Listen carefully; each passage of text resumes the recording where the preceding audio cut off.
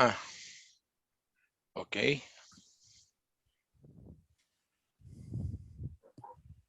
Bienvenidos todos a este café astronómico. Bienvenidos todos a este café astronómico de hoy sábado Bienvenidos. 10.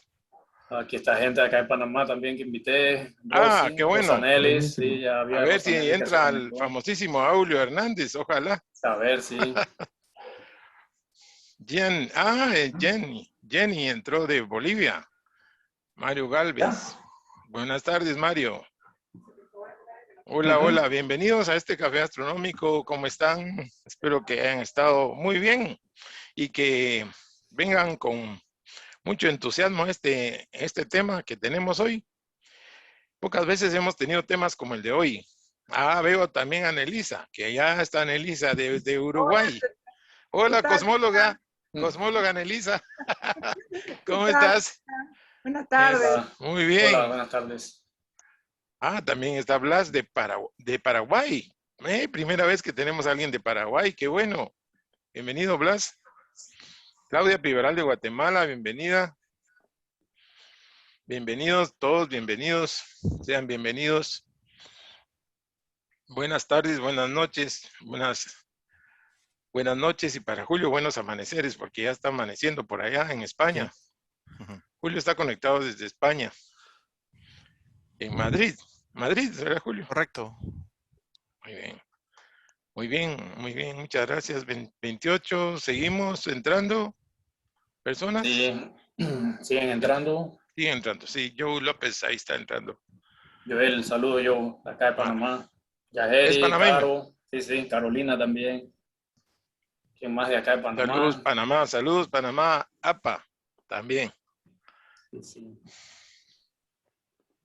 Bueno, también tenemos por primera vez un invitado de México. Nunca habíamos tenido un invitado de México, así que también hoy estamos así con varias novedades acá. Panamá y México, nuevos invitados, ¿verdad? Muy bien, 30 tenemos ya. Wow. A los 4 minutos ya tenemos 30. Muy bien, bienvenidos todos. Entonces, veremos, usted nos indica, Marvin. Buenas tardes. Cuando te guste, Edgar, yo creo que estamos listos. Estamos listos pues para empezar la discusión porque tenemos 1 hora aproximadamente. Perfecto, bienvenidos todos. Voy a compartir pantalla para hacer una pequeñísima presentación.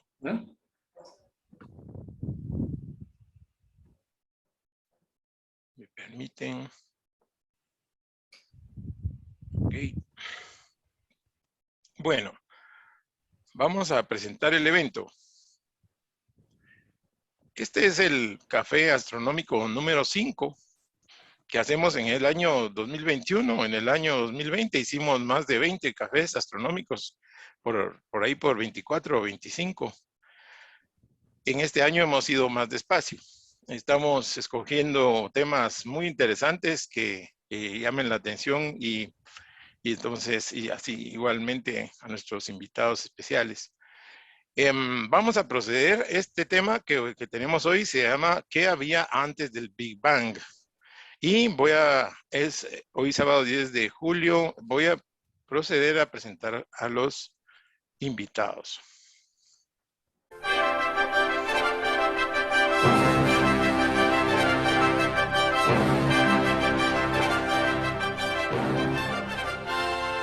Y como les dije, tenemos unos invitados hoy, pero de lujo, de lujo. Empezamos con Melissa Solares de Guatemala. Melissa Solares de Guatemala. Ella es licenciada en la enseñanza de la física y matemáticas en la Universidad del Valle de Guatemala. También es diplomada en astronomía y astrofísica básica de la Universidad Galileo. Es diplomada en la enseñanza de las matemáticas a nivel medio en la Universidad Internaciones. También es coordinadora nacional de la educación en astronomía en Guatemala, NAIC, como parte de la Oficina de Educación, nada menos que de la Unión Astronómica Internacional, la Oficina de Educación de Astronomía de la Unión Astronómica Internacional. Es maestra de Astronomía y Física Avanzada en secundaria. Es catedrática en la Facultad de Educación en la Universidad del Valle de Guatemala. Su tesis de licenciatura fue la creación de un programa para la enseñanza de astronomía en el nivel de educación secundaria en Guatemala. Y su meta es que la astronomía sea aceptada en el currículum nacional base de Guatemala para que sea parte de la educación básica que reciban los estudiantes. Bienvenida, Melissa. Tenemos también, gracias, Melissa. Tenemos también al doctor Julio Gallegos Villalobos de Guatemala. Él es guatemalteco, pero está ubicado en Madrid. Así que son altas horas de ya son primeras horas de la madrugada para él. Él es licenciado en física pura en el año 1995 por la Universidad del Valle de Guatemala. Sacó su doctorado en astrofísica con su tesis sobre enanas marrones y diseñó un instrumento que sirvió para la misión Planck, en la cual también trabajó posteriormente. Tiene postdoctorado en la Universidad de Columbia. Es profesor asociado de vehículos espaciales en el Departamento de Ingeniería Industrial y Aeroespacial de la Universidad Europea de Madrid. Es doctor en sistemas de control de estructuras espaciales. Además, trabaja como director de aseguramiento de misiones del Centro Europeo de Astronomía Espacial de la Agencia Europea del Espacio. Y miren ustedes las misiones en que ha trabajado. Nada menos que la misión Planck, la que hizo la mejor, no puedo decir fotografía, la mejor toma gráfica de la radiación de fondo. LISA Pathfinder, Euclid, BP Colombo, JUICE y próximamente ExoMars. Hay otras, me parece que ha trabajado en más misiones, y realmente el currículum es muy extenso y lo resumí por acá, pero es fantástico. Tenemos también a Raúl Zavala de Panamá, invitado por primera vez, alguien de Panamá, qué gusto. Él es ingeniero industrial, licenciado en logística y transporte multimodal. Tiene posgrado en docencia a nivel superior, una maestría en ingeniería mecánica con especialidad en energías renovables y ambiente, y ha sido miembro directivo de la APA por 3 periodos, desde 2003 hasta 2006. La APA es la Asociación Panameña de Aficionados a la Astronomía y ha sido expositor en varios congresos nacionales de astronomía. También tenemos por primera vez invitado a una persona de México. Se trata del doctor Alfredo Márquez Lucero. Él es investigador nacional nivel 3, CIMAB CONACYT de 2020 hasta la fecha, director de vinculación de la Agencia Espacial Mexicana en México 2014 a 2015. Tiene una ingeniería física por la Universidad Autónoma Metropolitana del Distrito Federal, México, de 1976 a 80.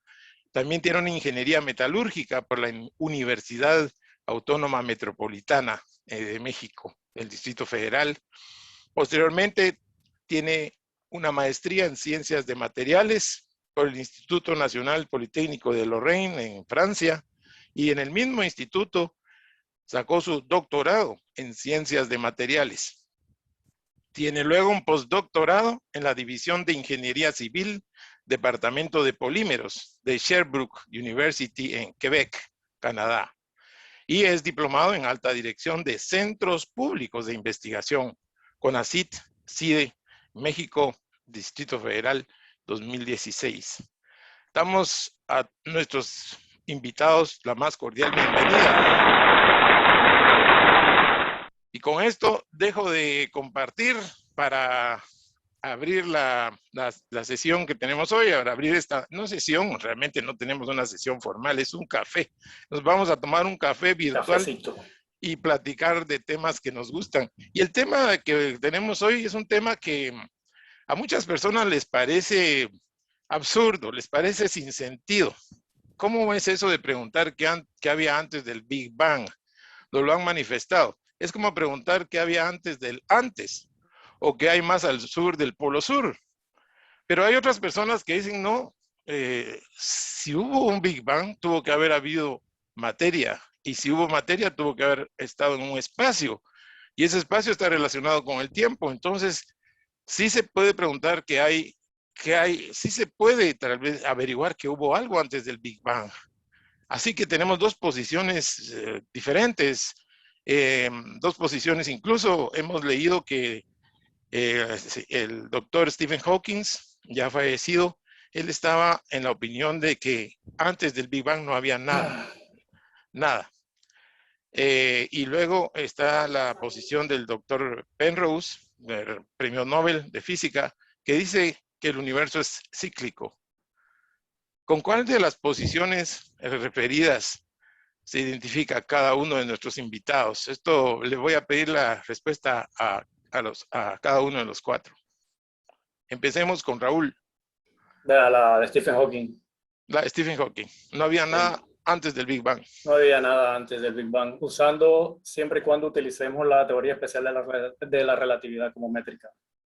Okay. Si utilizamos otras teorías, entonces ya podemos especular qué había antes del Big Bang, ¿no? Como son la supersimetría o la teoría M, que no sé si la veremos acá, pero esa es mi posición, la de Stephen Hawking, utilizando la métrica de la relatividad general, la métrica de Friedman, en este caso la métrica de Friedman, la de Maitre, Robertson, Walker, sería el nombre correcto, completo, donde antes del Big Bang no había nada. Muchas gracias, Raúl. Gracias por tu respuesta. Vamos con Alfredo Márquez, para ver su opinión. Sí, pues yo soy más bien de la opinión contraria, efectivamente.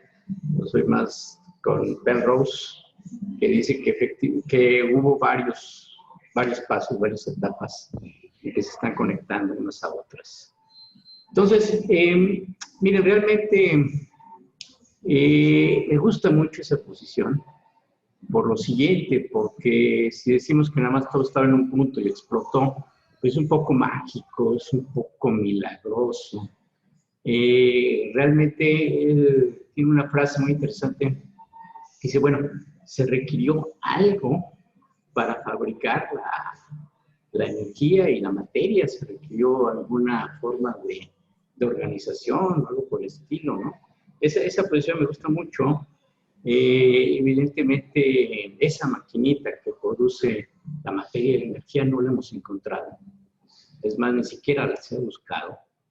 ¿Qué pasó? O sea, el espacio-tiempo se torció, o un virus, o le salió... O sea, ¿qué pasó? ¿Por qué se forma la energía y por qué se forma la materia?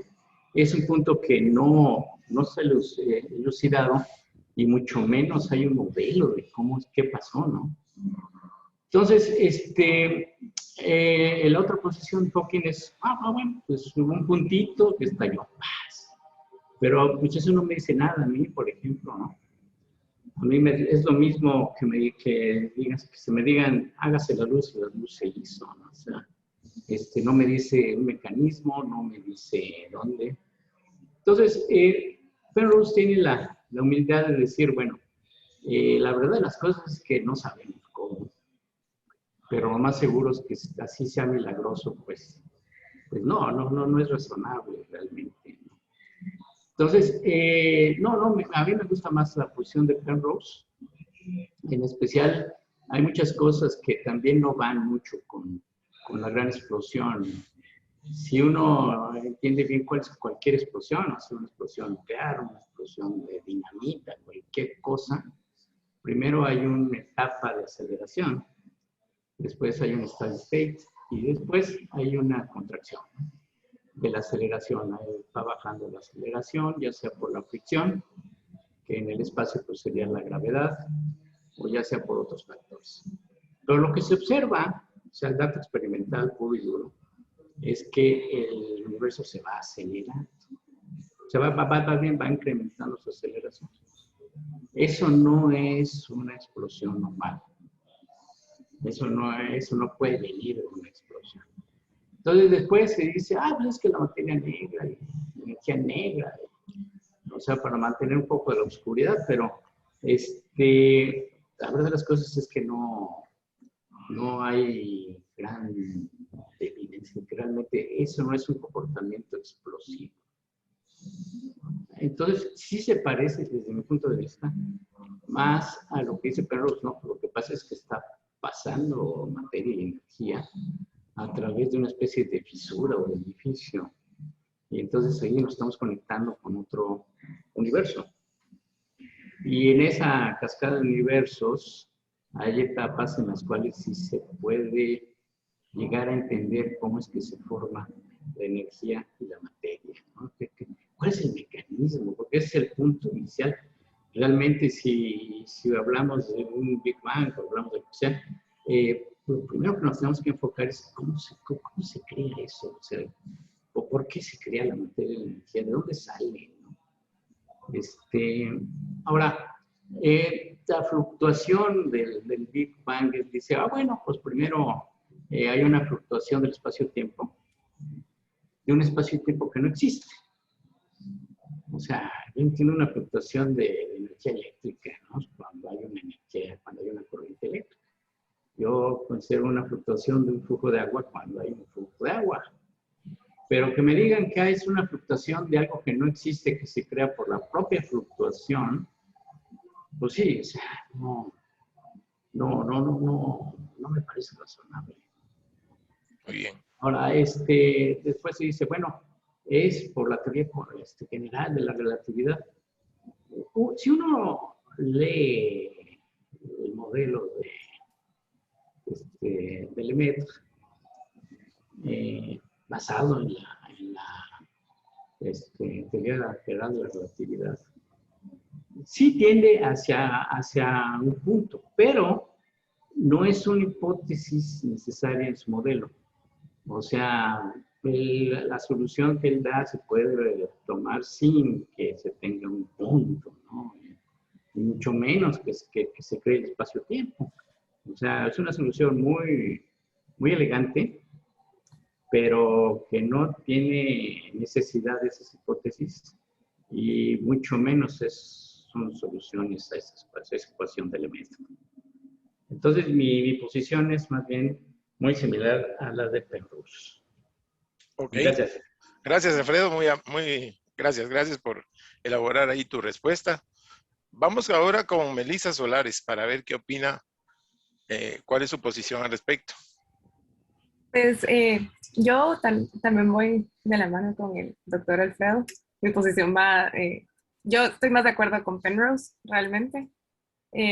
Estaba investigando un poquito acerca de dónde se originaba la teoría del Big Bang y cuando Lemaitre lo propuso por primera vez. Y de hecho Lemaitre ni siquiera le puso el nombre del Big Bang. O sea, Lemaitre no creía en eso de que había una singularidad y luego la explosión. Es más, su trabajo matemático lo llevó a un punto en donde pues la energía era infinita, pues no había tiempo y todo lo demás. Y fue de hecho pues no enemigo, pero alguien que estaba en contra de la teoría, que dijo, ¿cómo van a creer en esto alocado que viene de un Big Bang? Y después eventualmente el nombre fue utilizado por todas las personas y se conoció la teoría de esta forma, pero yo voy más de ese lado en donde pues incluso Lemaitre, que fue el primero en proponer esta teoría, no creía en que pues no había nada antes y luego la singularidad y todo se creó. A mí me hace más sentido que sea algo cíclico, similar a lo que propone Penrose. También soy partidaria de la teoría del universo espirótico, si no estoy pronunciándolo mal. Ajá, espirótico. Ajá, espirótico, que viene de Steinhardt y Turok, creo que es, que también es similar. La propuesta, ¿verdad? Es algo cíclico, es algo que no se crea de la nada, viene del choque de membranas. Entonces voy más hacia eso, que sí había algo antes y tal vez es cíclico, en este caso, como lo dice Penrose. Muchas gracias, Melissa. Y vamos entonces con Julio Gallegos. ¿Cuál es su posición? Que en vez de café tiene que ser whisky astronómico. Porque, bueno, obviamente no en ninguna. O sea, esto, como te dije al principio, esto no es ciencia. Esto se llaman conjeturas. No son teorías, son conjeturas. Una teoría en física es algo muy formal que te permite predecir, como se dicen, falseables, ¿no? Quiere decir que yo te digo algo y tú me tienes que demostrar que no es eso. Ninguna de todas estas lo cumple. Bueno, y se ha mencionado solo a Penrose, pero hay una lista larga de afirmaciones, de conjeturas sobre qué pasó antes del Big Bang y en los primeros segundos después del Big Bang. Bueno, primeros segundos no. 1 por 10 a la menos 44 segundos después del Big Bang. Nosotros, por lo que sabemos de física, podemos saber con mucho detalle, y estamos seguros de esto, hasta 1 por 10 a la menos 13. Lo hemos visto, o sea, en los aceleradores de partículas. Luego, digamos, la posición científica es, no vemos qué hay detrás, o sea, no especulamos lo que hay detrás, sino que vamos investigando de lo que conocemos y nos vamos moviendo hacia atrás, ¿no? Entonces, tú mencionaste Planck, pues, observó la radiación del fondo cósmico de microondas, que son 380.000 años, más o menos, después de lo que se conoce como el Big Bang. Y aclarando cosas, no hubo singularidad. Singularidad de la teoría general de la relatividad significa ya no funciona mi teoría en esas altas energías. No es una explosión, o sea, no es una explosión. El Big Bang, como dijo Melissa, es un nombre peyorativo que se le dio a la teoría, una teoría que, por cierto, está bien fundamentada, cumple con todas las observaciones, ha predicho cosas igual que la teoría general de la relatividad y que se pueden cumplir y que han pasado 100 años después de la teoría general de la relatividad y se sigue confirmando. Tenemos las ondas gravitacionales detectadas en el 2015, que era casi el último fleco que le quedaba a la teoría general de la relatividad. Entonces, eso, dos cosas. No hay ninguna explosión, no existe explosión, porque explosión significa movimiento de la materia en el espacio. Y aquí es una expansión del espacio con la materia.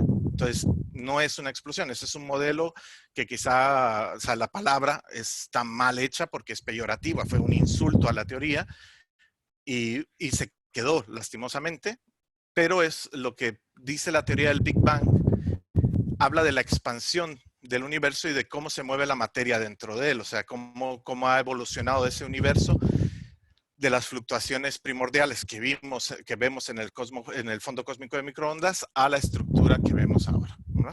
Entonces, la otra cosa es, tenemos un universo visible y el universo. Nosotros podemos saber del universo visible y extrapolamos a lo que puede ser un universo mayor, infinito probablemente. Entonces, yo no estoy con ninguno, o sea, es aclaratorio, ¿no? Hay muchas teorías que explican o que tratan de explicar el origen de ese momento de nuestro universo y lo que pasó después, y probablemente a consecuencia de lo que pasó después podemos inferir lo que pasó antes. Entonces, son conjeturas y no estoy con ninguna, o sea, no hay ninguna evidencia, por mucho que digan que en los datos de Planck aparece. Entonces, eso es conjetura. Entonces, ahí está muy bien. Y como te dije, o sea, aquí se puede hablar largo y tendido. Lo importante es ir construyendo. Entonces, ¿qué nos espera? ¿Qué herramientas tenemos para ir viendo más atrás en el universo? Tenemos las predicciones de la teoría de la inflación. Dentro de la teoría de la inflación hay otro montón de sabores que ya muchos han sido descartados por evidencia observacional. Entonces, eso es lo que tratamos de hacer, ir observando más para descartar posibilidades. Pero lo que tienen que hacer estas conjeturas, si quieren convertirse en teoría, es dar una predicción de algo medible, testable y sobre todo refutable, ¿no? Es decir, yo te voy a demostrar que no estás en lo correcto con estos datos. Dicho esto, también Ptolomeo cuadraba con todos los datos observacionales y ahora sabemos que está equivocado. Lo único que faltó eran observaciones más precisas. Entonces, yo me decanto a esperar a la ciencia, a la tecnología, para que nos dé más evidencia de lo que pasó con ondas gravitacionales y quizá el descubrimiento del fondo de neutrinos. Ok, si te entiendo bien, digamos, la posición sería no sabemos qué fue lo que pasó todavía, necesitamos más datos Solo podemos hacer conjeturas de lo que pasó. Igual peso va a tener una que otra. Exactamente, digamos, ahora todo lo que hacemos es física teórica, conjeturas son, si vemos, la mayoría es gente matemática, son matemáticos los que les gusta hacer esto, porque son teorías muy bonitas, o sea, bueno, son, digámoslo así, set de ecuaciones muy bonitos, muy elegantes, ¿no? Entonces, hasta ahí. Cuando hagan predicciones que se puedan observar, que se puedan contrastar, hablamos. Pero por ahora, nadie sabe nada de lo que pasó en el Big Bang ni antes. Estamos hablando de que nuestro conocimiento más aceptado de la teoría de la inflación es 1 por 10 a la menos 36 segundos. Más atrás de eso, no. O sea, confiamos en la inflación porque ha hecho predicciones que se han cumplido y que se han observado. Que puede estar equivocada, puede estarlo. Que hay distintos sabores, los hay. Pero por ahora es el modelo que cuadra con lo observable. Sí, Muchas gracias. Entonces, la siguiente pregunta se la dirijo a Raúl Zavala, porque habla de el universo que surgió de la nada, como dijo Stephen Hawking. La nada se refería, por supuesto, a la nada cuántica, que son partículas virtuales que se eliminan mutuamente. Pero en una fluctuación cuántica, esa fluctuación cuántica pudo haber causado que partículas virtuales no se eliminaran entre sí y aparezcan como por arte de magia a la realidad. ¿Qué respaldo tendría esta postura científica? ok, Edgar, a todos. Un poquito de, diría, historia de lo que habló Julio, también Melissa y Alfredo, referente a la relatividad general, que va a ir con la pregunta, al final la respondo. Cuando Einstein propone la teoría general de la relatividad, el mismo Einstein, por paradigmas, cree que el universo es estático. Las ecuaciones de Einstein, uno una vez que las lee, las analiza, al ver la ecuación principal, se da cuenta que es una ecuación que está en movimiento.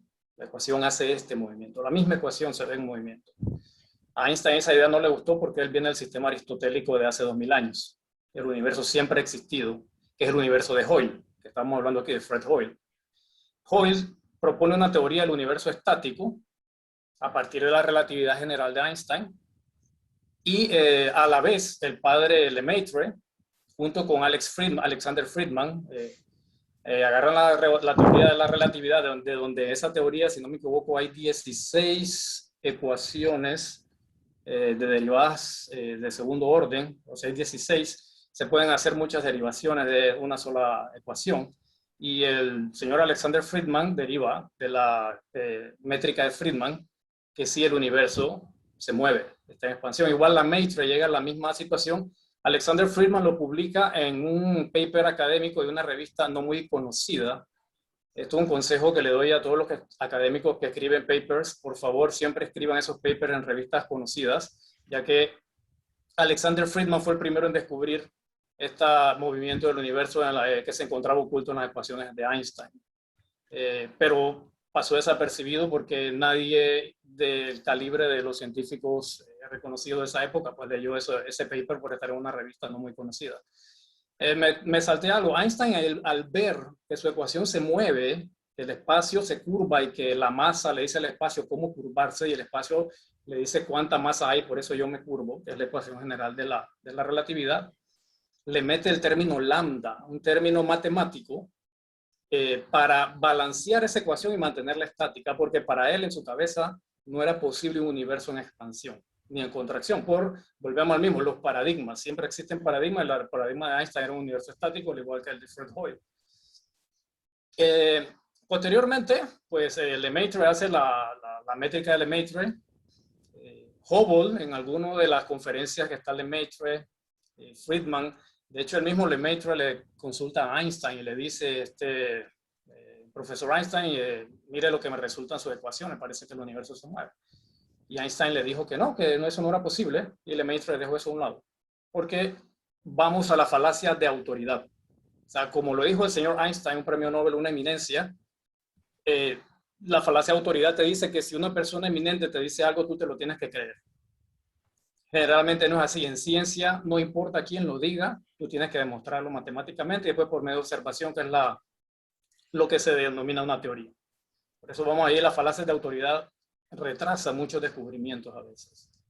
En este caso, pues el señor Lemaitre no dejó a un lado su métrica, y por ahí el señor Hubble, estaba escuchando todo esto de Hubble, que él no fue el que descubrió la métrica de Hubble ni la constante de Hubble, fue el señor Lemaitre y Alexander Friedman. El señor Hubble se le robó a Friedman y a Lemaitre, se le robó esta ecuación bellísima, que por ahí ahorita la puedo hacer, que es bien cortita, pero es hermosa, que describe cómo el universo se comporta en teoría.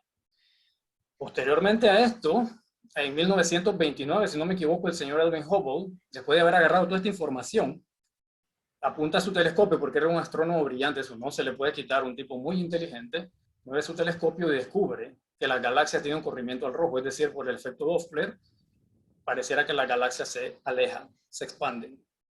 Y ese es el primer punto a favor de la teoría del Big Bang. Porque cuando el señor Lemaitre ve sus ecuaciones o la métrica de Lemaitre o Friedman, hoy en día se llama métrica Robertson-Walker, para el universo, para los estudios actuales del universo. Hubble, pues al hacer este descubrimiento, lo publica, se hace famoso por esto. De hecho, el telescopio espacial Hubble lleva su nombre, y la constante de Hubble también. Hoy en día ya la constante de Hubble se llama la constante de Hubble-Lemaitre, no solamente la constante de Hubble. Einstein, vemos una foto de Einstein con el señor Hubble, y Einstein dice, este es el mayor error, blunder en inglés, que yo he cometido al meter la letra lambda en la ecuación general de la relatividad. Y el señor Hoyle, pues ahí hablamos en términos peyorativos, con su universo estático, él pues decía que eso no era posible, por eso le llamó el Big Bang, o sea, que una gran explosión. Ya sabemos que es un término peyorativo.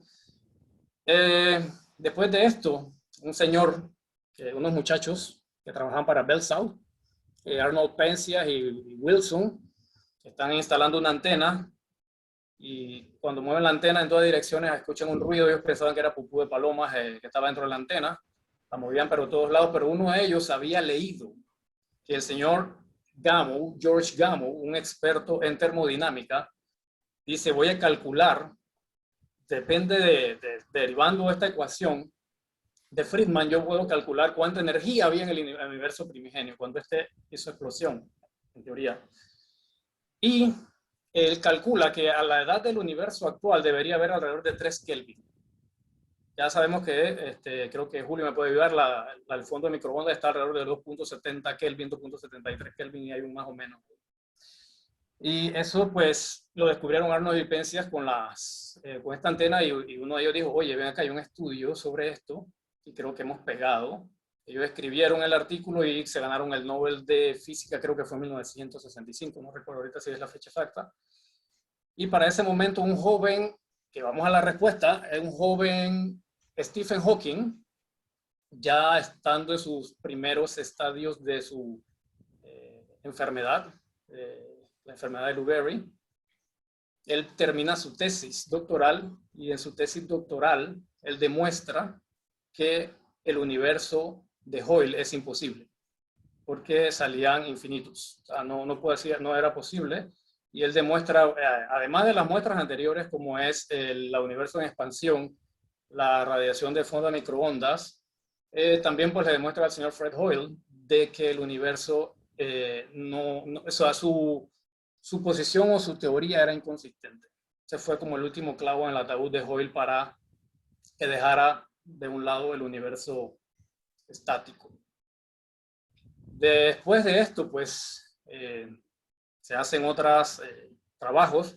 Allá por 1900, yendo y me da la pregunta de Edgar, el joven, en ese momento no era, bueno, en ese momento sí, el joven Planck, demuestra, si utilizaba el electromagnetismo de Maxwell, unas leyes clásicas, demuestra que cuando intentaba hacer la propagación de la luz a través del electromagnetismo, esta propagación de la luz daba infinitos.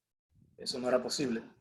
Sin embargo, pues utilizó otro método que es el método a través de cuantos de luz. La luz o la radiación o los fotones eran cuantificados. De esa manera, cuando se cuantificaban la medida de los fotones, las ecuaciones de Maxwell no fallaban y funcionaban a la perfección.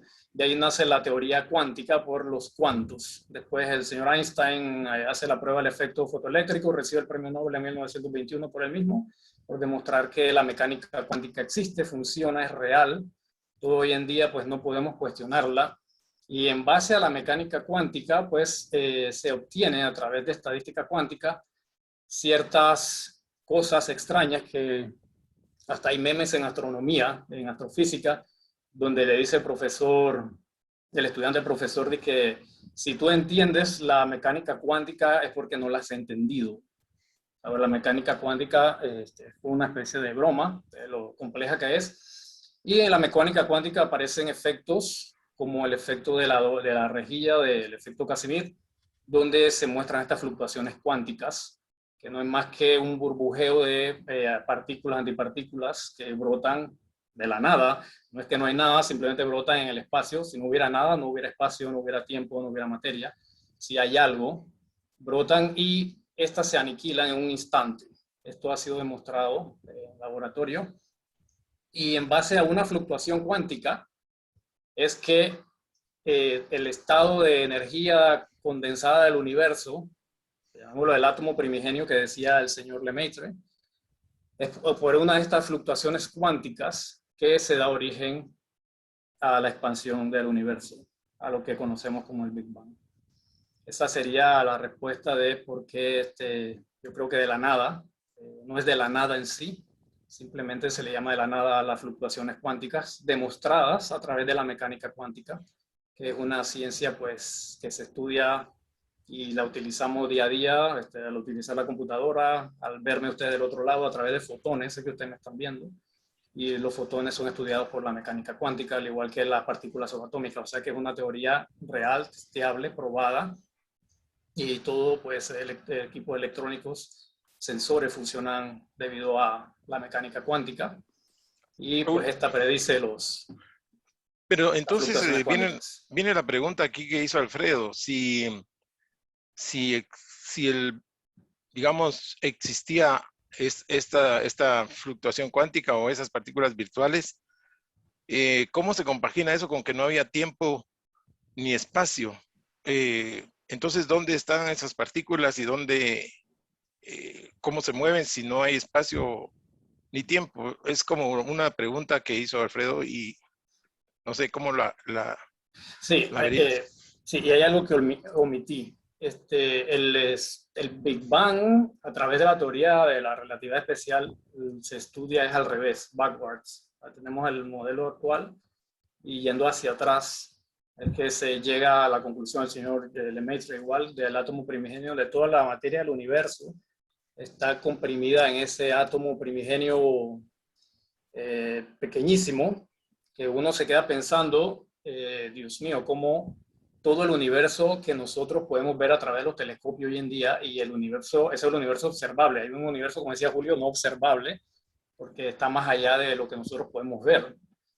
¿Cómo pudo haber estado contenido ahí? Creo que Alfredo también tenía esa duda. ¿Cómo es posible que esto haya ocurrido? Si se sabe que el universo es un sistema adiabático.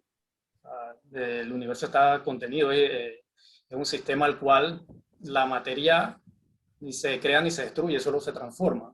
Y la materia ha estado ahí desde el mismo Big Bang. En el comienzo, como tú dices, en ese átomo primigenio, lo que da el percutor, como quien dice, el disparo a que ocurra esta expansión de este átomo primigenio es las fluctuaciones cuánticas.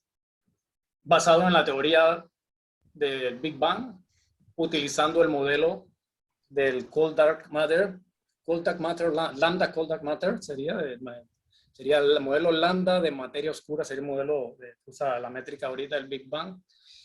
Y antes que se me escape lo que iba a decir sobre este modelo, pues que algún punto a favor de Julio es que la teoría del Big Bang utilizando la métrica de Friedman, de Lemaitre, es que se asume que el universo es homogéneo e isotrópico.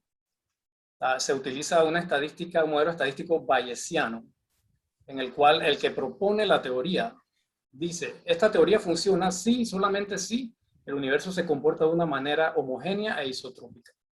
Entonces, esa es una restricción de la teoría del Big Bang, que algunos cosmólogos, algunos amigos que le he preguntado sobre esto también me dicen que yo le he dicho, si la teoría de la relatividad ha sido probada, testeada, y la última prueba que faltaba, como dijo Julio, es las ondas gravitacionales, que la teoría decía que las ondas gravitacionales existen y que viajaban a la velocidad de la luz.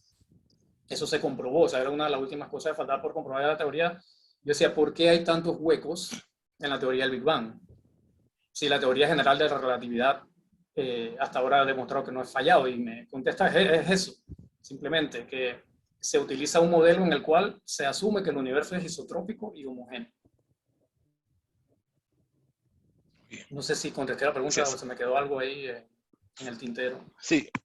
Bien, muchas gracias, Raúl. Ahora bueno, primero quería preguntar a los demás foristas si tienen algún comentario. Sí, creo que Alfredo tiene. Adelante, Alfredo. No sé si pueda compartir mi pantalla. Sí. Antes que nada, es asombroso cómo puedo estar tan de acuerdo con lo que dice Raúl, a la excepción de que no existe nada antes del Big Bang.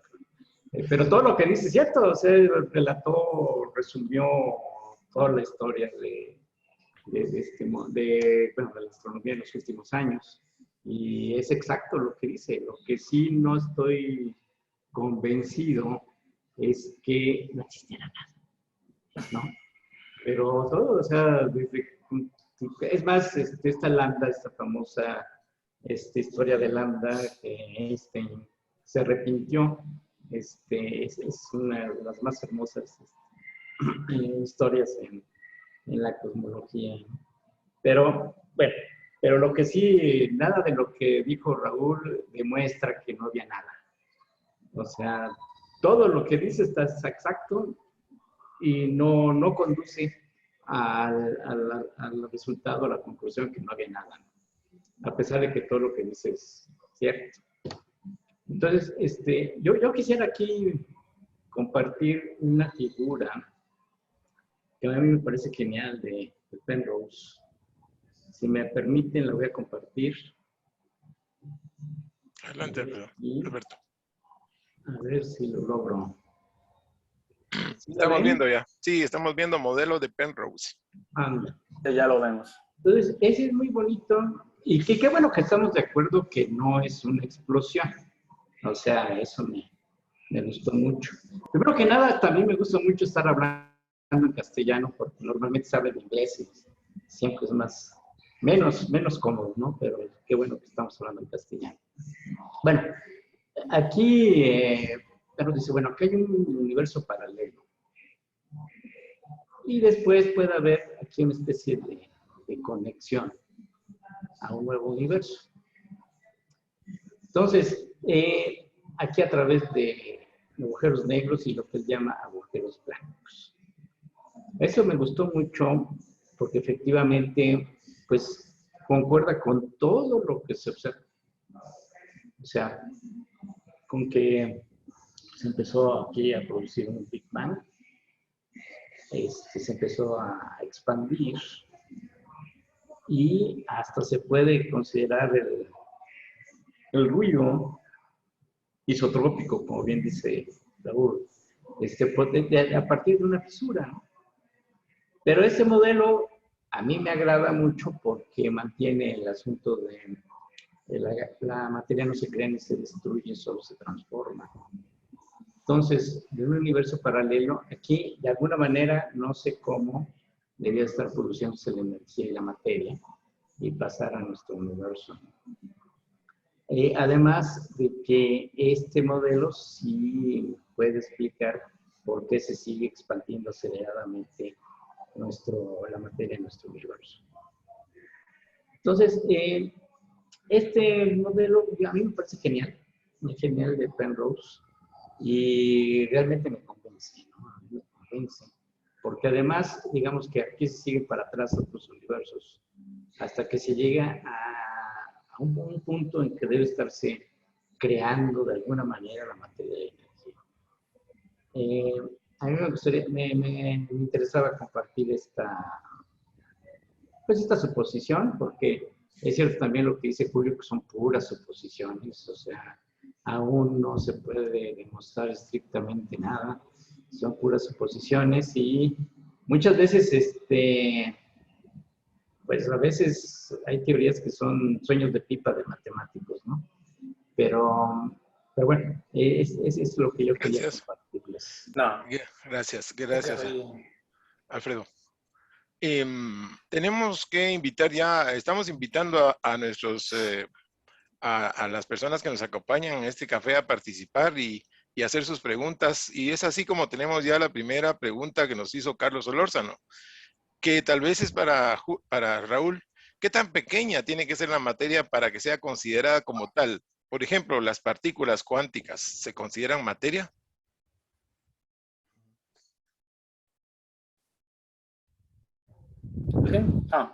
Puede ser.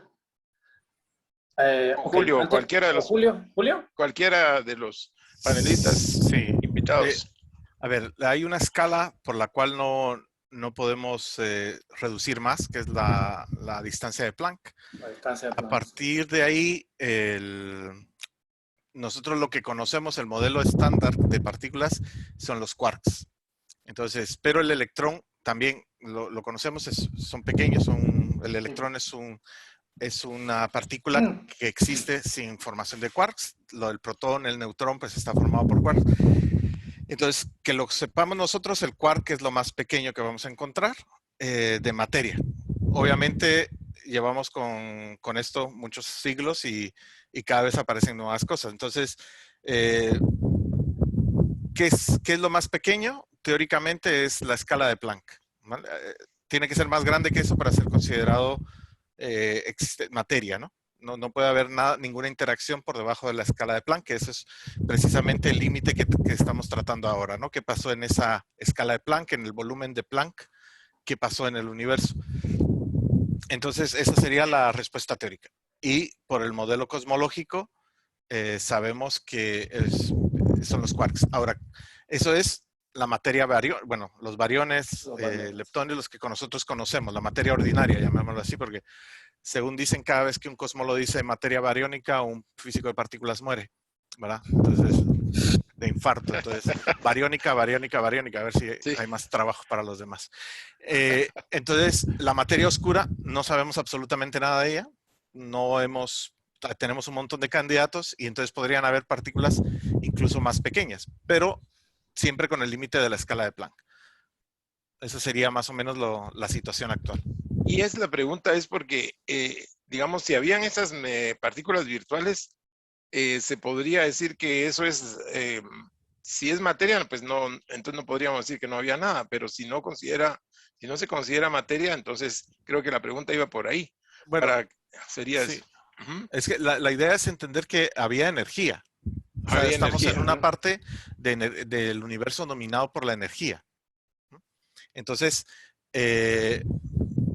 toda la energía del universo, materia y energía, sabemos que son equivalentes.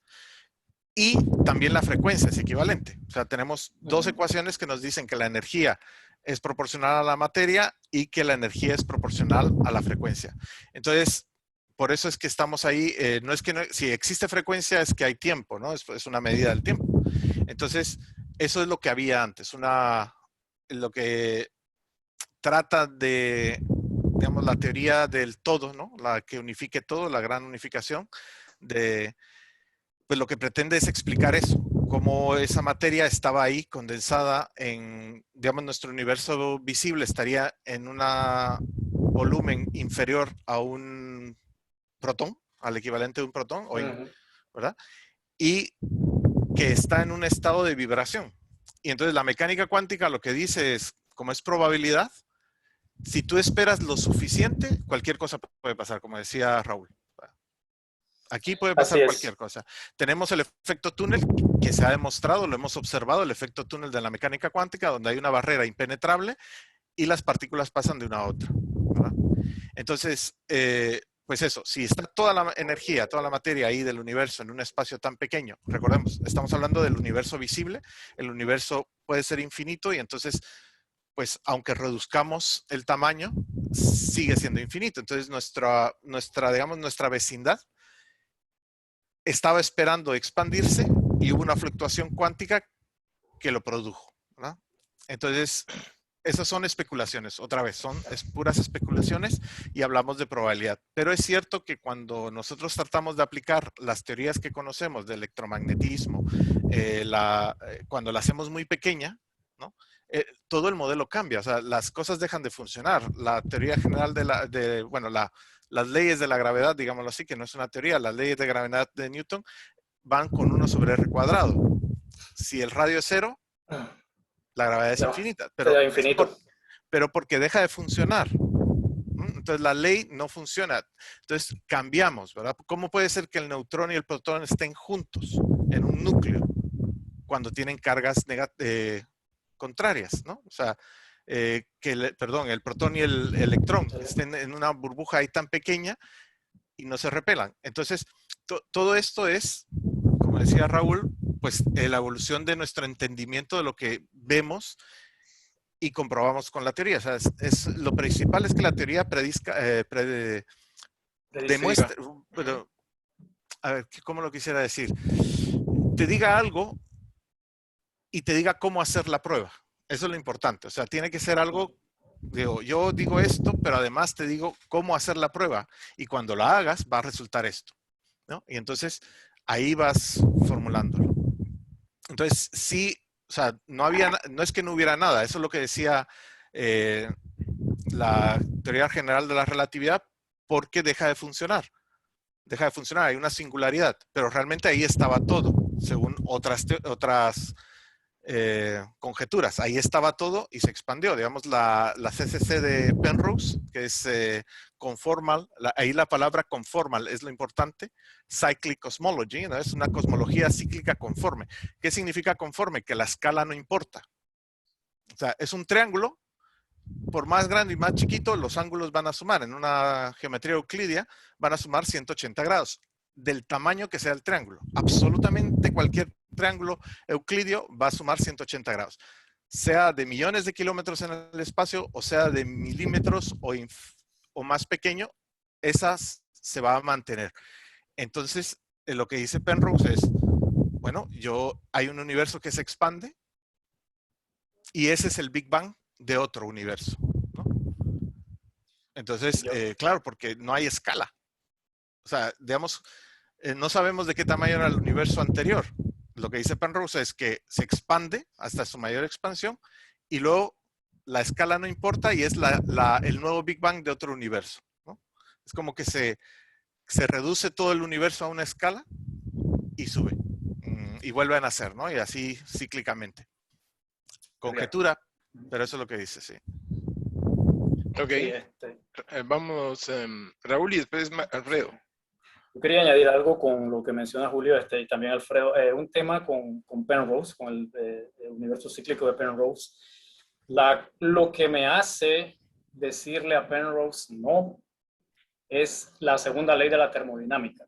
Él la está obviando, porque recordemos la entropía del universo. Si el universo fuera cíclico, deberíamos estar en este momento en el primer ciclo de ese universo, porque la entropía que se encuentra en el universo no demuestra que es otro segundo, tercero, cuarto ciclo, porque si fueran varios ciclos, la entropía del universo va a ir aumentando, y esto sería un universo lleno de entropía, si fuera así o si ya llevara varios ciclos. Que eso es una de las cosas que me salta a mí a la vista, por mi manejo con energía, esta cosa de renovables. Lo primerito es, ¿qué pasa con la entropía? ¿Dónde está dejando Penrose la entropía? Y cuando me pongo a leer otros papers de otros colegas de Penrose que están en contra de él, su primer planteamiento es ese. ¿Cómo demuestra que la entropía no se está creando más? O sea, debe producirse más entropía al haber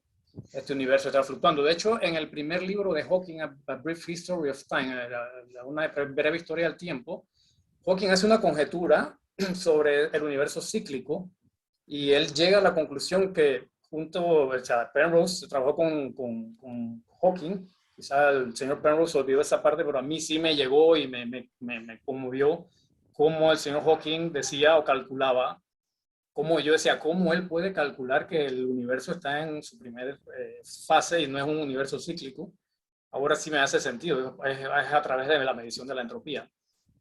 Eso es la parte que a mí me hace ruido, o sea, me genera mucha entropía el universo cíclico del señor Penrose.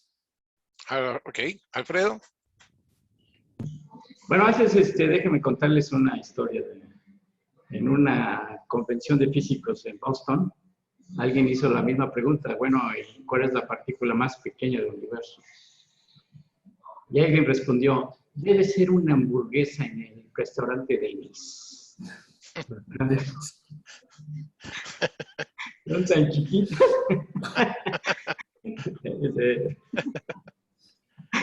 Las hamburguesas. Bueno, un poco por comentar esto de la entropía, que es Raúl, pues no hay nada más entrópico que una explosión, o sea, no encontraría yo algo más entrópico que una explosión, o sea, realmente, pues ahí está la sumatoria de la entropía, pues, o sea, ¿qué más podemos pedir que una explosión? O sea, realmente, termodinámicamente no hay otra cosa más fuerte que una explosión, ¿no? Entonces, si casi no hubiera entropía, pues estaría frío eso y no hubiera explotado. Pero en fin, eso es lo que yo opino. Muy bien. Solo para agregar en eso, no es porque defienda a Penrose, pero solo para ser equitativo con todos. Sí, Penrose sí ataca eso de la entropía y de la segunda ley de termodinámica porque dice que se acaba la materia. O sea, el final de la expansión del eón, porque él no habla de universo, sino que habla de un eón anterior, a eón, o como él se pronuncie, él lo que dice es que se acaba la materia. Nada de lo que exista tiene masa. Entonces él habla de que quedan fotones, porque los fotones no tienen masa, y que esos son los que pueden pasar de un eón a otro eón. Pero ahí es donde él trata de solucionar la parte de la entropía, que tiene razón, es una cosa que chirría, ¿no? Pero él trata de modelarlo. O sea, su teoría es consistente, conjetura. Su conjetura es consistente, pero si uno habla con todas estas personas, ¿no? Pues con Maldacena, con Penrose, con Turok, cada quien defiende su parcelita, ¿no? Con dientes y uñas. Y al final probablemente sea una mezcla de todo, ¿no? Porque estas conjeturas, como decía, no es que sea tiempo perdido. Es echar a andar la máquina, ¿no? El cerebro del ser humano y a ver si en alguna de esas le pegamos a lo que puede hacer de verdad. Muy bien, muy interesante. Qué bonita está esta discusión. Tenemos más preguntas aquí que nos están haciendo nuestros acompañantes al café. Y creo que le vamos a tener que pedir permiso a Guatepassport para extendernos un poquito. Tenemos la pregunta de Doug Jamiel, que nos dice, si existe un límite de universo observable, ¿cómo se sabe que en realidad existe un principio del mismo si está limitado a lo que se puede ver? Mientras que hay algo que no es observable. La voy a repetir, si existe un límite del universo observable, ¿cómo se sabe que en realidad existe un principio del mismo? Si está limitado a lo que se pueda ver. Julio. Bueno, digamos, la teoría del Big Bang, como decía, no es una teoría que hable del principio, o sea, no habla del principio, sino que cómo se comporta el universo después, cómo evoluciona, cómo se expande. Entonces hace varias predicciones y una de ellas es el fondo cósmico de microondas, luego las anisotropías del fondo cósmico de microondas, que eso es muy interesante porque cuando se hacen las primeras observaciones del fondo cósmico de microondas, los primeros instrumentos que se trabajaban daban unas anisotropías mucho más, bueno, quiero decir, no lograban detectarlas, porque la teoría había dicho, bueno, tiene que ser de 1 por 10 a la menos 3, menos 5, por ahí tienen que andar. 1 por 10 a la menos 3 Kelvin. Esa tiene que ser la amplitud de la fluctuación. Y los primeros instrumentos fueron incapaces de detectarlo. Llegó Kobe y ya hizo un mapa del universo y vio que esas primeras anisotropías eran del orden de 1 por 10 a la menos 5 Kelvin, ¿no? Entonces, ¿cómo puede ser esto? Y entonces ahí entra la materia oscura. Si se introduce en la materia oscura, las fluctuaciones que se habían calculado antes a 1 por 10 a la menos 3 bajan al modelo observable. Entonces, la teoría del Big Bang está bastante bien confirmada, digamos. Hemos visto sus predicciones y entonces por eso entendemos que el universo fue así. Ahora, es cierto que nosotros cuando observamos, lo único que observamos es la luz más antigua que observamos es la del fondo cósmico de microondas. Es lo único que podemos observar. Eso ahí empieza la astronomía óptica. En el fondo cósmico de microondas, 380,000 años después de lo que se considera el Big Bang. Entonces, nosotros extrapolamos de que si la teoría del Big Bang cumple con todo, ha predicho cosas, se han observado con precisión, eso es lo importante, digamos, cuando yo entré en cosmología, empezó lo que llamamos ahora cosmología de precisión. O sea, ahora las barras de error son, como decía Raúl, estamos hablando de 2.742 Kelvin, ¿no? De temperatura del CMB. Antes era 3 Kelvin. Entonces, hemos comprobado experimentalmente las predicciones de la teoría del Big Bang, entonces entendemos que se cumple para todo el universo. Nosotros solo vemos nuestra zona del fondo cósmico de microondas, esa burbuja que nos encierra, ¿no? Y ha tardado 13.8 millones de años en llegar a nosotros, lo que equivale a un radio del 92, si no estoy mal, es 92,000, ya no recuerdo el número, 92 millones de años luz, ¿puede ser? ¿O 1.000 millones de años luz? 92,000 millones de años luz. Eso, está gracias. Correcto. Entonces, pues ese es nuestro universo, esa es nuestra burbuja, ¿no? Y entonces, en base a eso, nosotros observamos. Y no vamos a poder observar más allá. Estamos limitados por la causalidad. Entonces, por eso necesitamos estas teorías adicionales de la inflación, porque necesitamos explicar cómo partes inconexas del universo pueden estar tan homogéneas, ¿no? Cómo el universo puede ser plano, etc. Entonces, esa es la idea. Nosotros extrapolamos a partir de la teoría para todo el universo, pero nos basamos en la confirmación desde nuestro punto de vista del universo. Muy bien. Sí. Adelante. Sí, Ahí, cuando hablábamos, Julio, yo le confirmé lo del radio del universo, 92,000 millones de años luz. Quizá cuando él dice ahorita, si tenía 13.800 millones de años del Big Bang, me daría 27.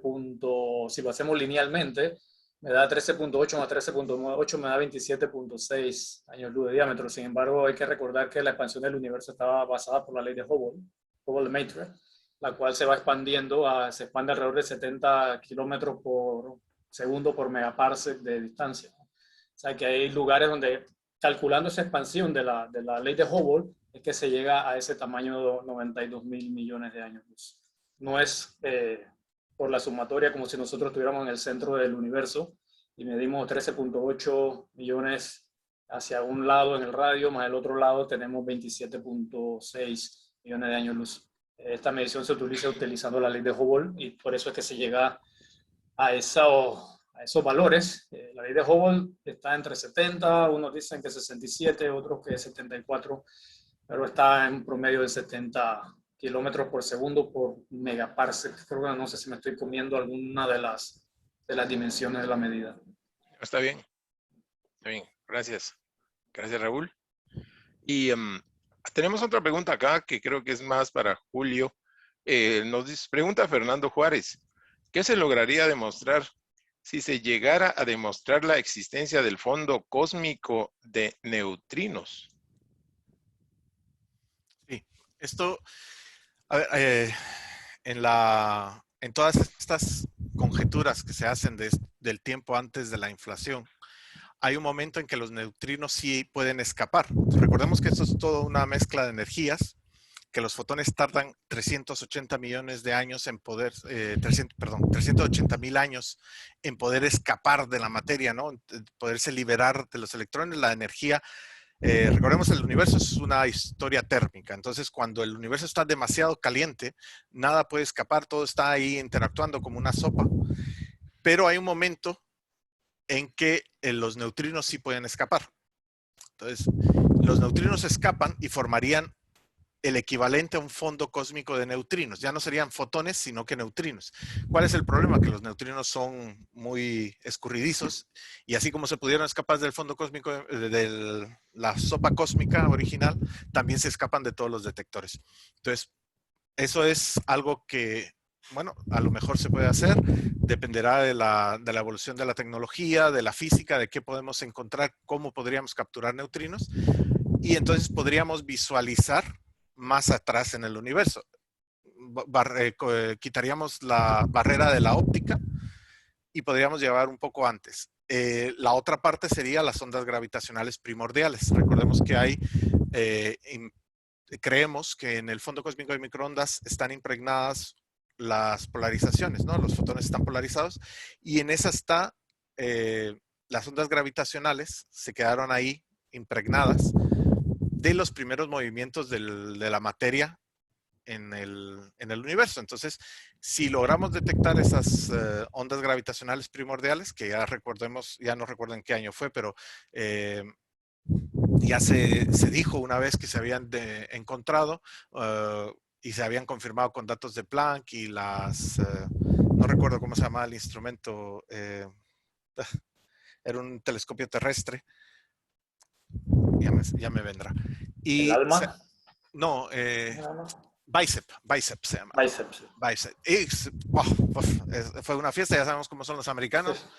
Sacaron el desfile a todos ahí y no era cierto, ¿no? Se habían basado tristemente en unas imágenes, unos datos incorrectos de Planck que habían obtenido de unas imágenes por total de no colaborar con la misión Planck, pues lo hicieron de su forma y no se detectaron. Pero hay un montón de esfuerzo puesto en eso. Misiones futuras espaciales lograrán detectar estas ondas gravitacionales y entonces podríamos ir mucho más atrás, ¿no?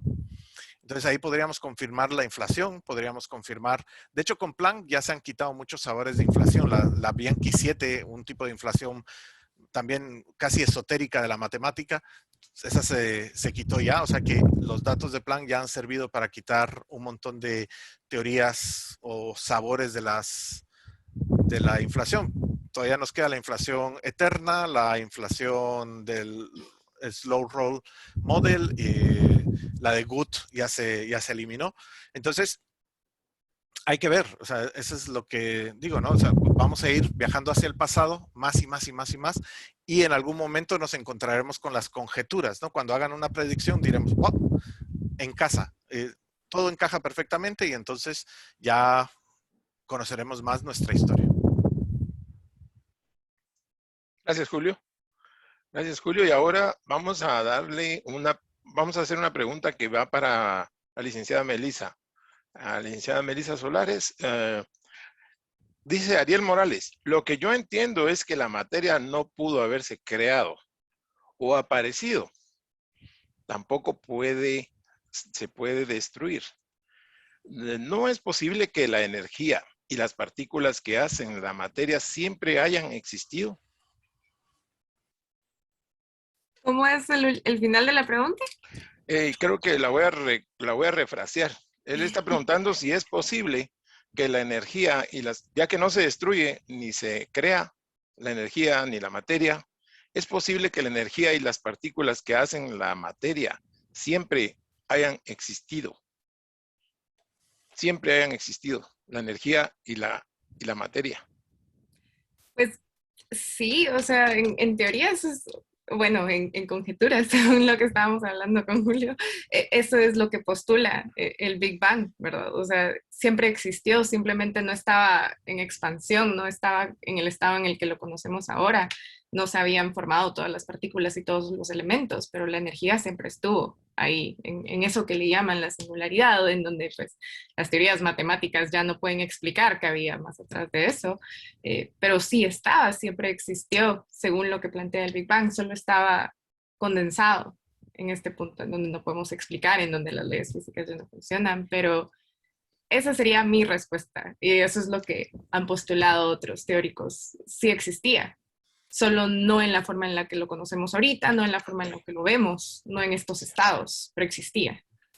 Y aprovechando que usted apoya digamos, la conjetura, estamos llamando ahora, la conjetura de Penrose, hay otra pregunta de Ariel Morales también que dice, si existía otro universo antes, si existía otro universo anterior, ¿tendría el mismo número de átomos que el nuestro? Está difícil esa pregunta. Es una pregunta, pero no necesariamente, porque el número de átomos también viene de la organización de la materia. Yo diría que tenía el mismo número de energía, pero no el mismo, o sea, la misma cantidad de energía, pero no necesariamente el mismo número de átomos, porque no creo que necesariamente la materia se haya condensado de la misma forma y se hayan creado. O sea, no se puede llegar hasta ese punto en donde decimos toda la materia se estructuró de la misma forma en la que conocemos ahorita. Entonces, creo que no podría decir que tenía el mismo número de átomos, hasta ahí no podemos llegar, pero tal vez sí la misma cantidad de energía. Gracias. Excelente. Muy bien. Y gracias por su respuesta. Ahora le toca a otra pregunta para Raúl. Aquí hay bastantes preguntas que están llegando y ya nos dieron autorización para continuar un poquito más. Así que ya que está muy buena esta discusión. Para Raúl, Doc Jamil dice, si la materia no se puede destruir y solo transformar, ¿cómo es que no había nada antes del supuesto inicio del universo y ahora existe un infinito de materia? ¿O estaba dispersa y el punto de inicio ordenó la materia? Muy buena pregunta. Cuando hablamos, Alfredo también lo dijo, estamos hablando del átomo primigenio, el tamaño de un protón estaba condensada. En lo que se predice, en la relatividad general, estuvo hasta ese momento, ahí estaba contenida toda la materia. Estaba en este pequeño protón, en este pequeño espacio, esperando, como quien dice, el detonante de una fluctuación cuántica en un estado de energía muy alto. Estaba comprimido. En este momento las leyes de la relatividad especial fallan. Creo que Julio lo mencionó. Si nos hacemos una interpolación en el tiempo desde ahora y echamos toda la materia utilizando la teoría de la relatividad o el modelo que tenemos ahorita del Big Bang, se llega a predecir hasta 10 a la menos 42 segundos.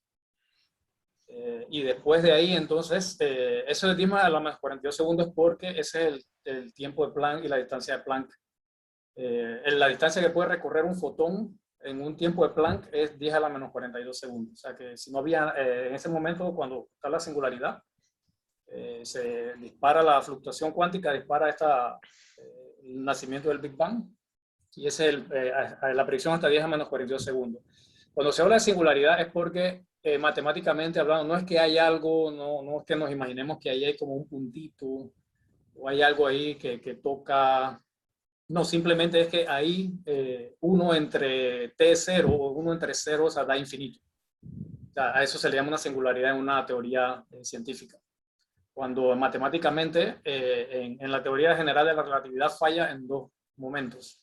Uno es en el Big Bang y en la singularidad de un agujero negro. Entonces, sabiendo que estaba la materia, como le decía, es un poco difícil de comprender que en un punto con el tamaño de un protón estuvo contenida toda la materia y energía, bien toda la energía que tenemos ahora en el universo, observable y no observable. Y con el pasar del tiempo, pues esta energía se fue transformando a través de la nucleosíntesis, creo que Melissa lo dijo de alguna manera, se fueron convirtiendo esta energía, fue enfriándose, estaba el plasma quark-gluón, después este plasma quark-gluón se enfrió, se transformó en electrones, algunos protones, tuvo el tiempo cuando fue transparente el universo, que fue hasta antes de 380.000 años. y se fue formando el hidrógeno, después se formó el litio, después se fueron formando los otros elementos que ya se formaron en explosiones de supernova y en las corazones de estrellas, ¿no? El resto de los elementos se fueron formando. Pero sí, suena difícil de creerlo, pero la teoría del Big Bang y las observaciones demuestran que el universo es un universo adiabático, un universo cerrado, donde toda la materia, energía que puedas ver a través de un telescopio, imaginarte ver una galaxia a 5.000 millones de años luz, o la galaxia de Andrómeda acá a 2 millones de años luz, 2.8 millones de años luz, o nuestra galaxia que estuvo contenida en el tamaño, perdón, y nosotros, como seres humanos, también estuvimos ahí en ese momento. Es alucinante. Eso genera esa pregunta. Verdaderamente alucinante. Pensar que todo estuvo contenido en un espacio tan pequeño. Sí. Es difícil de imaginar, de aceptar. Difícil de aceptar. Sí, es difícil. A mí me cuesta pensar eso. Todas las galaxias, miles de millones de galaxias metidas. Miles de millones de galaxias, cientos de miles de millones de galaxias por los últimos cálculos. Toda la masa del universo estuvo ahí. Pero es razonable y es posible según lo que tú nos dices. Sí, según las observaciones se ajustan con la teoría. De hecho, hay una parte de las ecuaciones de Friedman donde se utiliza el modelo, la energía o la entalpía del universo, que es el valor de K. En algunos se da como la curvatura de Riemann, el valor de K en esta métrica. Es el valor que se mide si el universo es plano o es abierto o es cerrado. Ese valor de K también implica la entalpía del universo. La entalpía viene siendo la energía cinética y la energía potencial del mismo. Y si el valor de K es igual a 0, que es lo que nos dicen las observaciones actuales, entonces estamos viendo que el universo no pidió prestada energía de afuera, ni cogió energía del mismo para crearse. El valor que tenemos de K es 0. O sea que restando la gravedad, al final, pues como que el valor de la energía es algo, vendría dando a 0, ¿no? Que es un poquito también difícil de creer. Claro. Podemos tener, que es por eso que decía que el universo no necesitó que alguien le metiera energía de afuera, ni necesitó usar su energía para crearse, simplemente se creó a través de una fluctuación cuántica. Lo que lleva a pensar, creo que me estoy yendo a ese otro café, a otras teorías que son un poquito más, menos, ¿cómo te digo?, demostradas. Más conjeturales. Sobre que cómo es posible que con todo lo que hemos visto, cuáles son las posibilidades de que hayamos tenido esa fluctuación cuántica y que todos los parámetros del universo se ajusten para que un grupo de átomos se pregunten, o sea, nosotros, nos preguntemos cómo se formó el universo, ¿no? Y hay otras teorías como que predicen el multiverso, ¿no? Pero creo que esa es otra historia. Bueno, saludamos también a personas que han estado con nosotros en otros paneles, en otros cafés, dando conferencias, como el doctor Alfredo Samayoa, o Jesse Aceituno también, que ha estado con nosotros también, y Carlos Polo, que nos están acompañando hoy en nuestra mesa virtual. Y también tenemos una pregunta del doctor Alfredo Samayoa, precisamente para Melissa y también para Alfredo. Ya que son los que están de acuerdo con la conjetura de Penrose. Entonces él dice, un universo cíclico no va de acuerdo a las observaciones actuales. De hecho, no hay signos de que la expansión se esté deteniendo. Al contrario, la expansión se está acelerando. La naturaleza de la energía oscura deberá aportar más luz a la discusión sobre este fascinante tema. ¿Qué nos contestan Alfredo y Melissa? Sí, pues creo que tengo que aclarar primero que pues yo, prefiriendo la teoría de Penrose, es un poquito así como, o sea, al final de cuentas no hay evidencia para todo. Es más una preferencia personal. Entonces, sí, como bien dice el doctor, realmente no hay evidencia y tampoco va acorde a las observaciones. Yo, pues es más una preferencia personal. Sin embargo, sí, o sea, estudiando la energía oscura, yo pues he visto mucha información proveniente de Steinhardt, y él es el que dice que cree que la respuesta hacia por qué no vemos que la expansión se esté deteniendo está en la energía oscura. No se ha encontrado evidencia, aún se sigue estudiando, pero se cree que por ahí podría estar la respuesta. Sin embargo, no hay evidencia de que se esté expandiendo. Para mí es más una preferencia personal ante todas estas conjeturas entre las que ninguna se puede comprobar aún. Melissa, y aprovechando que la tenemos, que usted es profesora de astronomía, me gustaría hacerle una pregunta. ¿Qué les enseñaría a los estudiantes? ¿Qué les enseñaría a los estudiantes si le hacen esta pregunta? Si me hacen esta pregunta exactamente o la pregunta del conversatorio. La pregunta del conversatorio, ¿qué había antes del Big Bang? ¿Qué le deberíamos de enseñar a los que nos preguntan eso? A partir de probablemente 10 a la menos 13 segundos. Les mostraría el fondo cósmico de microondas, les mostraría la evidencia, les mostraría las implicaciones que esto ha tenido, la ley de Hubble, la expansión, y más que nada darles los recursos para que ellos puedan tener sus propias conjeturas y poder formar su propia opinión ante todas estas teorías. No les diría, trataría de no decirles cuál es mi preferencia, porque los estudiantes cuando uno les dice ya, esto es lo que yo creo, la profesora me dijo y realmente yo tampoco sé si yo tengo la razón, yo no soy cosmóloga.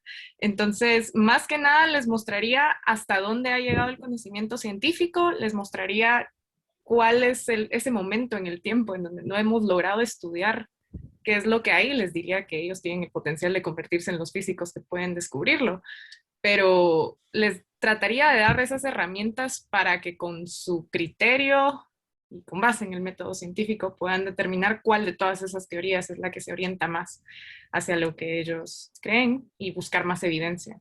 Pero no podría mostrarles antes de lo que ya tenemos en la evidencia. Esa sería mi respuesta para ellos. Gran respuesta, una gran respuesta. Muchas gracias, Melissa. ¿Alguien quiere hablar?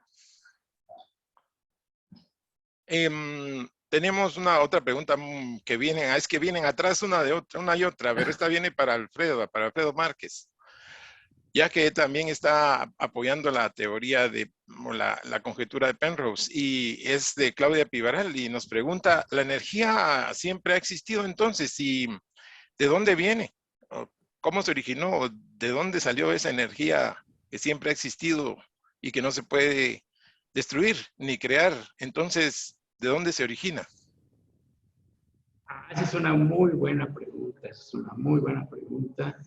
Y la verdad es que no hay ningún modelo, que yo sepa, no sé si ustedes saben, no hay ningún modelo que pueda responder esa pregunta. Entonces, realmente cómo se originó la materia y la energía es un tema de investigación y de modelaje muy importante, porque pues nadie sabemos, ¿no? O sea, a lo mejor el espacio-tiempo se torció, a lo mejor, realmente, ¿cómo se creó? ¿Cómo se fabricó? Es una pregunta que, por lo menos lo que a mi información, nadie tiene respuesta.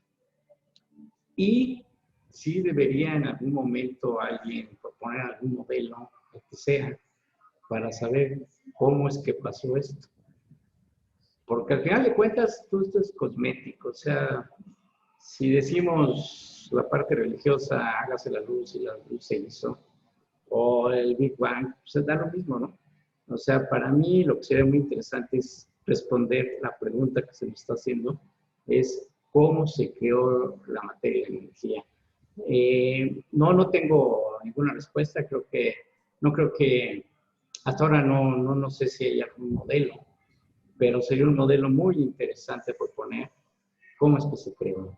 Yo no lo sé. Gracias, Alfredo. Gracias, Alfredo. ¿Alguno de los demás invitados tiene alguna respuesta para esta pregunta?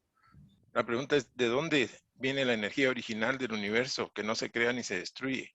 ¿Cómo se formó? ¿Cómo se origina? Ahí Alfredo tiene toda la razón.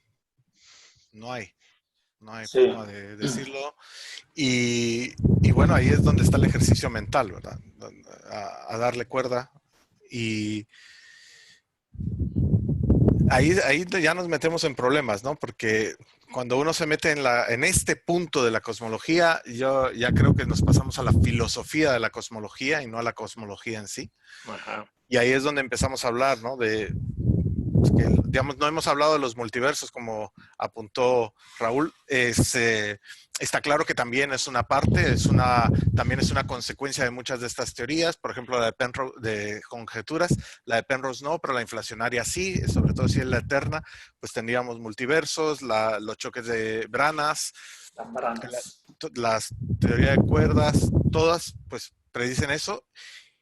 Y se diría, ¿no? Todos los parámetros del universo encajaron para que éste evolucionara de esta forma, pero ninguno explica el origen de la materia ni de la energía.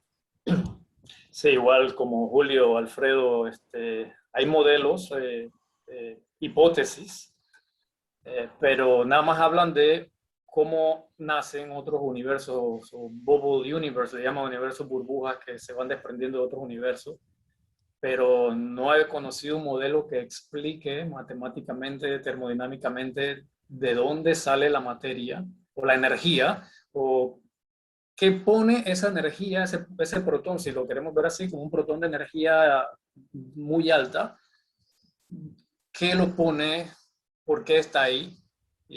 Si ya sabemos que está ahí, podemos decir, ok, lo dispara una fluctuación cuántica. O esa pregunta es muy buena. ¿Y quién puso esa energía? ¿Qué parte de la ecuación lo dice, lo demuestra? No conozco ninguna. Si alguien la conoce, por favor, me envíe el paper. Qué pregunta la que hizo Claudia. Creo que tocó el tema, los nervios, o sea, ahí tocó los nervios. Ya nos mandó a la filosofía. Sí, exactamente. Sí. Entonces, bueno, vamos a irnos ya con la última pregunta. La última pregunta, porque ya nos pasamos media hora, pero porque han estado muy bien. La pregunta era de Claudia también. ¿Hay algo del bosón de Higgs relacionado con esto, con el tema que estamos hablando? ¿Está relacionado de alguna manera el bosón de Higgs con la existencia de algo o nada antes del Big Bang? Sí, bueno, ahí si me permiten, digamos, una de de los elementos esenciales para la teoría de la inflación es la existencia de un campo cuántico escalar. Un campo cuántico escalar, a la diferencia del vectorial o tensorial, es que solo es un número para cualquier punto del universo. Entonces se representa como o sea, hay un número para cada punto del universo. Entonces el bosón de Higgs es hasta ahora el único campo cuántico escalar que conocemos, porque lo que hace es a cualquier punto del universo le da un valor numérico de la masa. Entonces el inflatrón, que es como entendemos nosotros que se llama este campo cuántico escalar para la teoría inflacionaria, podría ser el de Higgs. No lo sabemos, hay un debate ahí, pero como es digamos, lo que necesita la teoría inflacionaria es un campo escalar y ya tenemos uno que es el de la masa, pues a lo mejor es el mismo.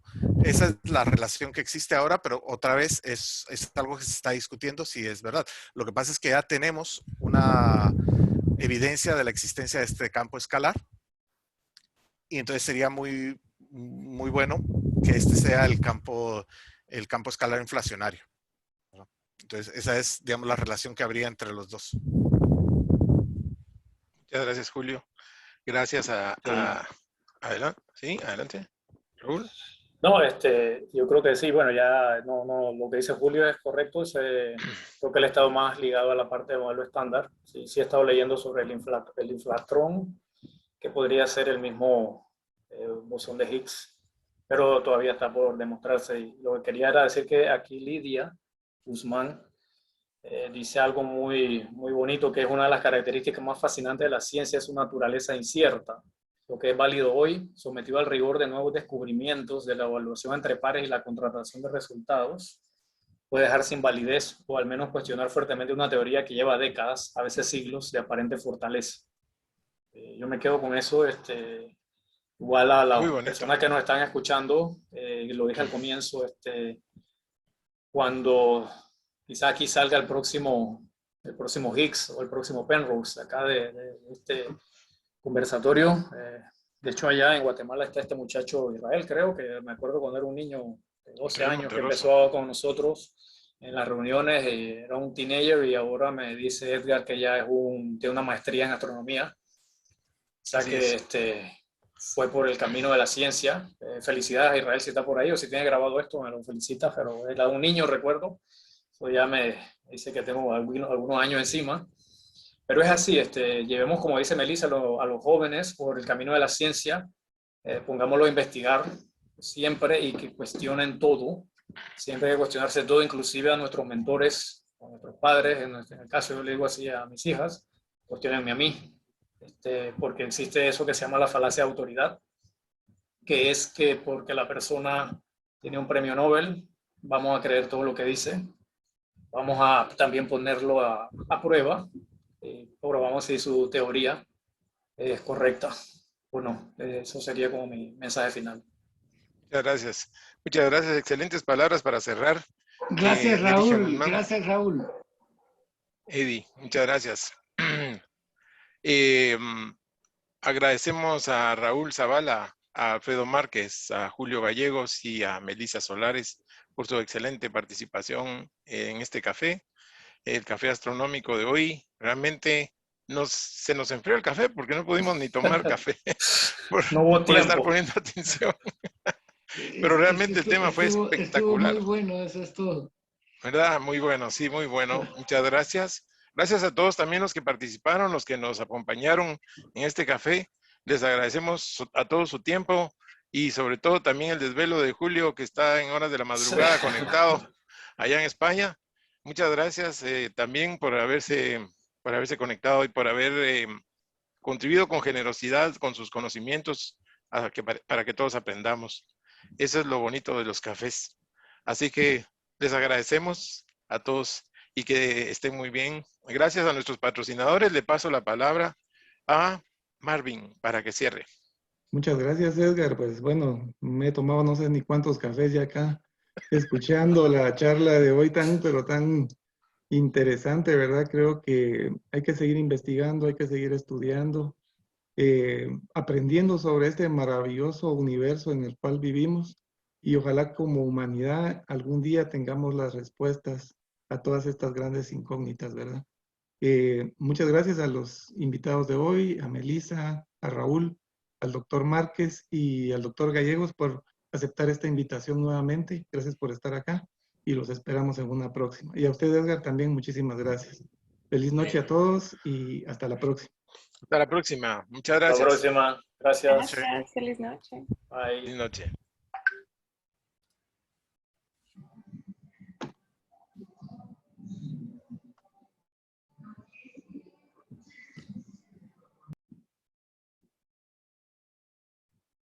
Chao.